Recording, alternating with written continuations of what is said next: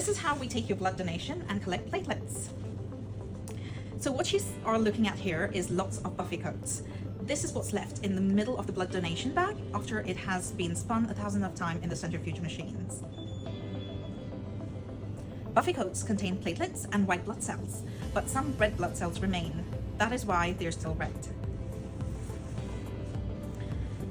In platelet pooling, we want to remove the last of the red blood cells and leave behind the golden platelets. This is used to treat people with cancer and help blood clot. So we connect 4 buffy coats from 4 donors of the same blood type and add an additive solution.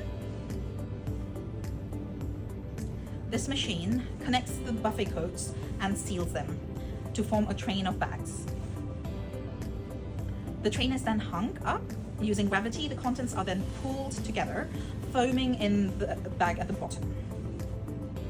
It is at this point when a transfer bag is then added to collect the platelets at the very end of the process.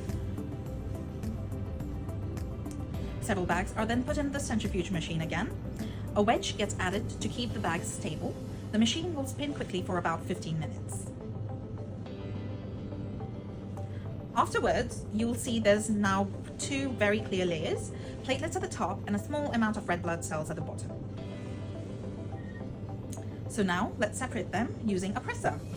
The machine will squeeze the golden layer to the platelet transfer bag at the top. The platelets are then weighed and barcoded, and they get put on these shelves. This machine is set to 22 degrees Celsius, and you'll see it's constantly moving ever so slightly. This is important because it stops the cells bunching together. While all those processes were going on, a small sample is taken from each and every bag and put in this bacterial screening machine. Those flashes of light are lasers to detect the growth of bacteria. It is looking for changes in the color of the sample and what forms at the bottom. If it's higher than it should be, the machine will send a notification and the platelets that the sample belonged to can be pulled wherever it is. Back to processing. Amazingly, the bag you saw before is going into the shells. These are large enough to treat 2 people. So this is when they get split into 2 and then barcoded. Whatever's left looks something like this, ready to be sent to hospitals to help people who need it.